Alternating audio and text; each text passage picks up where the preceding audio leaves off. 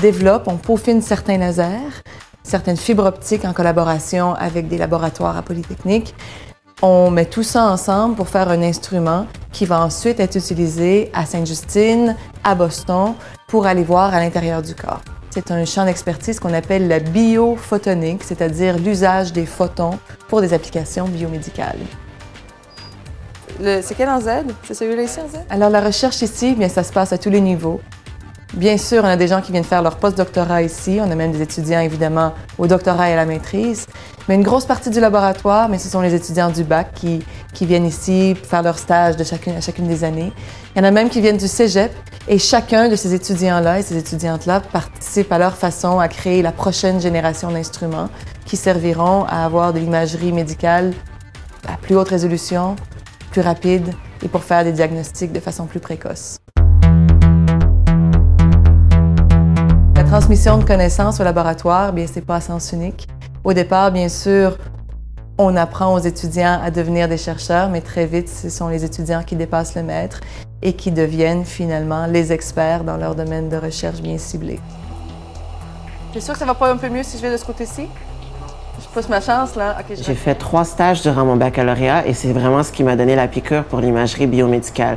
C'est vraiment une chance qu'on a à Polytechnique de pouvoir collaborer dès le début du baccalauréat avec des chercheurs de renommée. Mon projet de maîtrise porte sur une nouvelle modalité d'imagerie qui servira entre autres à distinguer les vertèbres, la plaque de croissance, puis le disque intervertébral lors de chirurgies qui visent à corriger la scoliose. Ce faisant, les chirurgiens vont être capables de distinguer les 3 types de tissus osseux lors de la pose d'implants qui vont permettre de corriger la maladie chez les adolescents. Ce que j'apprécie le plus de mon environnement de travail puis de mes travaux de recherche, c'est vraiment l'aspect multidisciplinaire de l'équipe avec laquelle je travaille. Je peux travailler autant avec des ingénieurs qui ont fait leurs études en génie logiciel ou en génie informatique, d'autres en génie biomédical ou en génie mécanique. Puis lorsqu'on fait un projet en tant que tel, c'est vraiment la contribution de chacun qui forme le tout, qui est le projet, puis qui est le projet qu'on va livrer soit en hôpital dans notre cas, soit en entreprise.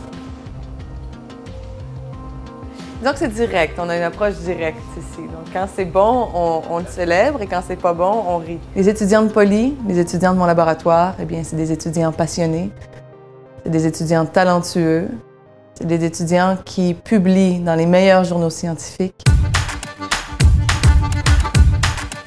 Ce qui m'allume à Polytechnique, c'est vraiment le fait qu'on m'a donné, dès le début de mon baccalauréat, les moyens de développer mes ambitions. Ça va me permettre plus tard, lorsque je vais, par exemple, vouloir démarrer ma propre entreprise, de déjà avoir un projet à mettre en marché. Ce qui me fait vibrer à Poly, mes étudiants, carrément.